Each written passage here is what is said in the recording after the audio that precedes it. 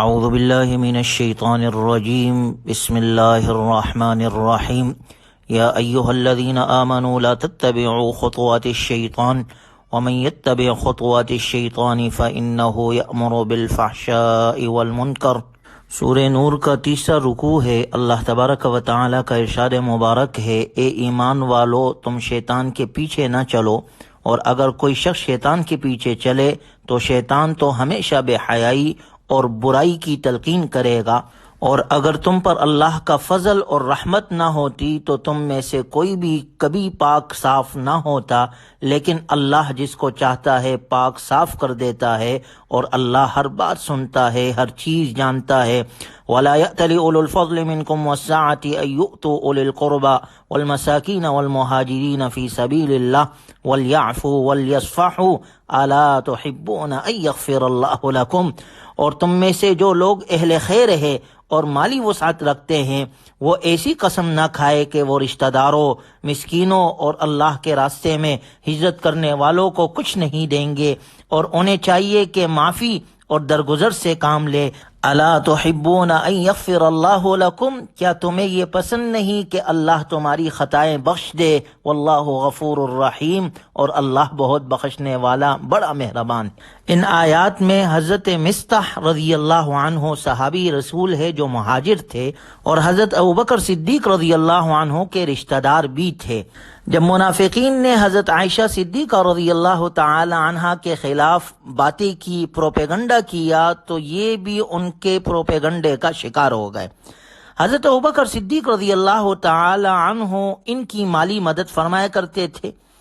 جب ان کو پتہ چلا کہ مصطح رضی اللہ عنہ نے بھی حضرت عائشہ صدیقہ رضی اللہ عنہا کے خلاف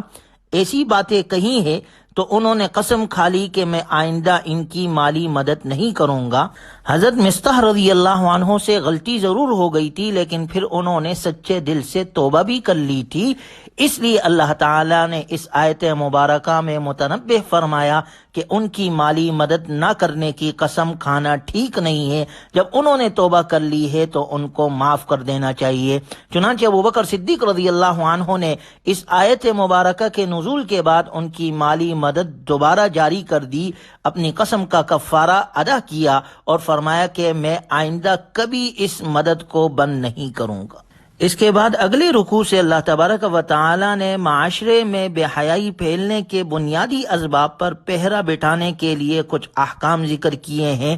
جن میں سے سب سے پہلا حکم، یا ایھا الذین آمنوا لا تدخلوا بیوتا غیر بیوتکم حتی تستأنسوا وتسلموا علی اہلہا۔ اے ایمان والو، اپنے گھروں کے سوا دوسروں کے گھروں میں اس وقت تک داخل نہ ہو جب تک اجازت نہ لے لو، یعنی کسی دوسرے کے گھر میں داخل ہونے سے پہلے اس سے اجازت لینا ضروری ہے۔ اس میں ایک تو حکمت یہ ہے کہ کسی دوسرے کے گھر میں بے جا مداخلت نہ ہو جس سے اسے تکلیف پہنچے، دوسرا بلا اجازت کسی کے گھر میں چلے جانے سے بے حیائی کو بھی فروغ مل سکتا ہے، اور اجازت لینے کا طریقہ بھی یہ بتایا گیا کہ باہر سے السلام علیکم کہا جائے، یا اگر یہ خیال ہو کہ گھر والا سلام نہیں سن سکے گا اور اجازت دستک دے کر یا گھنٹی بجا کر لی جا رہی ہے، تو جب گھر والا سامنے آ جائے تو اس وقت سلام کیا جائے۔ فَإِن لَّمْ تَجِدُوا فِيهَا أَحَدًا فَلَا تَدْخُلُوهَا حَتَّى يُؤْذَنَ لَكُمْ، اور اگر تم ان گھروں میں کسی کو نہ پاؤ تب بھی ان میں اس وقت تک داخل نہ ہو جب تک تمہیں اجازت نہ دے دی جائے۔ یعنی اگر کوئی گھر کسی اور کا ہے اور بظاہر خالی معلوم ہو رہا ہے، تب بھی اس میں بلا اجازت داخل ہونا جائز نہیں۔ اول تو ممکن یہ ہے کہ وہ اندر ہو سکتا ہے موجود ہو اور نظر نہ آ رہا ہو، اور اگر موجود نہ بھی ہو تو کسی اور کے گھر میں اس کے اجازت اور رضامندی کے بغیر داخل ہونا شرعاً جائز نہیں۔ وَإِن قِيلَ لَكُمُ ارْجِعُوا فَارْجِعُوا هُوَ أَزْكَىٰ لَكُمْ، اور اگر تم سے کہا جائے کہ واپس چلے جاؤ تو واپس چلے جاؤ، یہی تمہارے لیے پاکیزہ ترین طریقہ ہے۔ یعنی اگر کسی کے گھر چلے جائے اور وہ کہہ رہے ہیں کہ ابھی نہیں ملنا، ملاقات نہیں کرنا چاہتا، یا اس وقت کوئی اور عذر اس کو پیش ہے، تو وہاں گھر کے سامنے نہیں رکنا چاہیے، وہاں سے چلے جانا چاہیے۔ یہ ہمیں آداب سکھائے جا رہے ہیں کہ اگر ہم کسی کے ہاں جائیں تو کس طریقے سے جانا ہے، کسی اور کے گھر میں داخل ہونے کے آداب کیا ہے، ان سے ملاقات میں سب سے پہلے سلام کا ذکر ہے، اور اگر وہ کہے واپس ہو تو وہاں سے لوٹ جانا چاہیے۔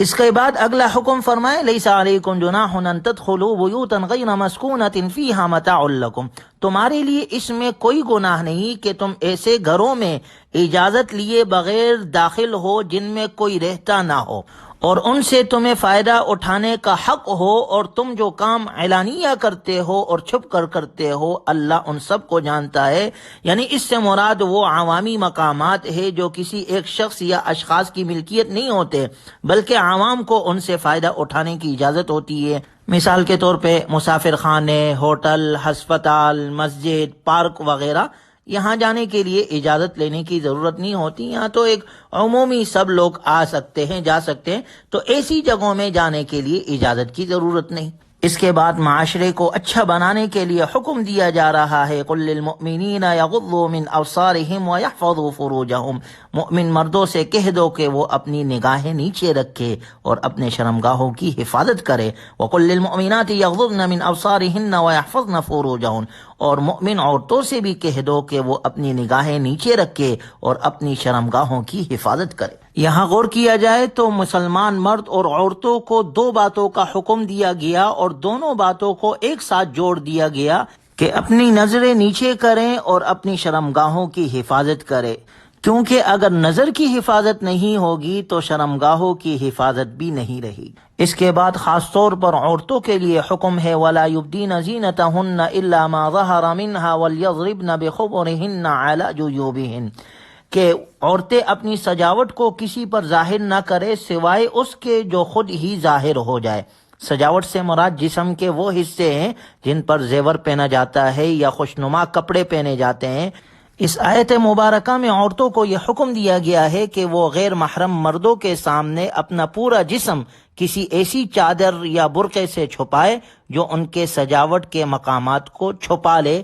البتہ ان مقامات میں سے کوئی حصہ کام کاج کے دوران بے اختیار کھل جائے یا کسی ضرورت کی وجہ سے کھولنا پڑے تو اسے یہ کہہ کر مستثنیٰ کر دیا گیا ہے کہ سوائے اس کے جو خود ہی ظاہر ہو جائے۔ وَلَا يُبْدِينَ زِينَتَهُنَّ إِلَّا لِبُعُولَتِهِنَّ أَوْ آبَائِهِنَّ أَوْ آبَاءِ بُعُولَتِهِنَّ أَوْ أَبْنَائِهِنَّ، اور عورتیں اپنی سجاوٹ کو کسی اور پر ظاہر نہ کرے سوائے اپنے شوہروں کے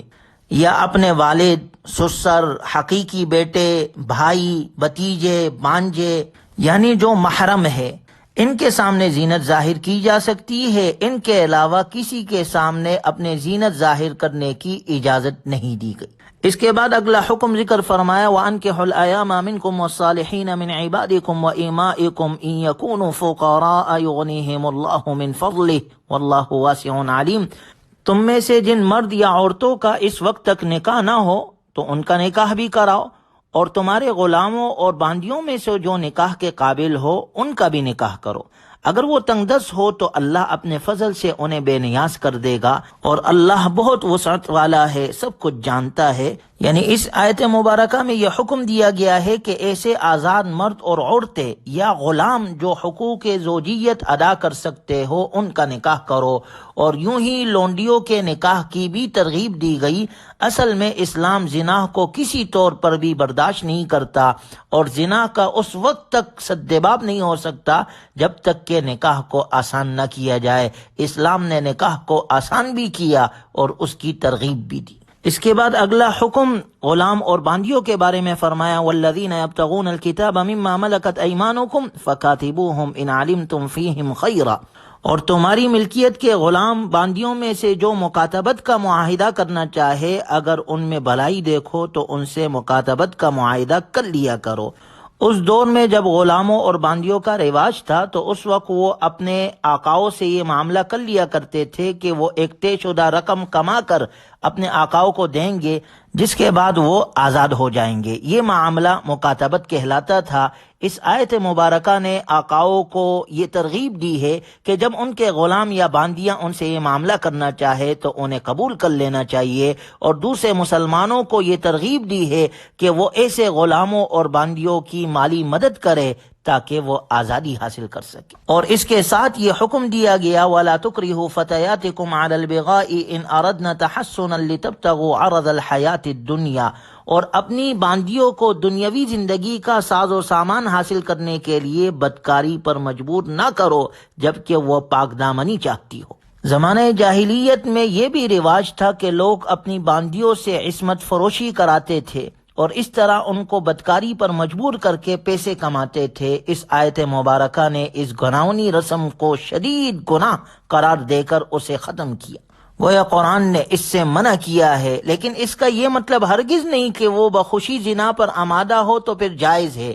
ناجائز اور حرام تو دونوں صورتوں میں ہے زنا۔ بتلانا یہ مقصود ہے کہ جب وہ باندی ہونے کے باوجود اس فعل سے نفرت کرتی ہے تو تم جو کہ آزاد ہو تمہیں تو بطریق اولا اس سے نفرت کرنی چاہیے۔ اللہ تعالی ہمیں ہر قسم کے گناہ سے محفوظ فرمائے، اور یہ جو احکامات ان رکوعات میں بیان کیے گئے ہیں اللہ تبارک و تعالی ان احکامات پر ہمیں عمل کرنے والا بنائے، قرآنی تعلیمات کے مطابق اپنی بقیہ زندگی گزارنے کی اللہ ہمیں توفیق نصیب فرمائے۔ وآخر دعوانا ان الحمد للہ رب العالمین۔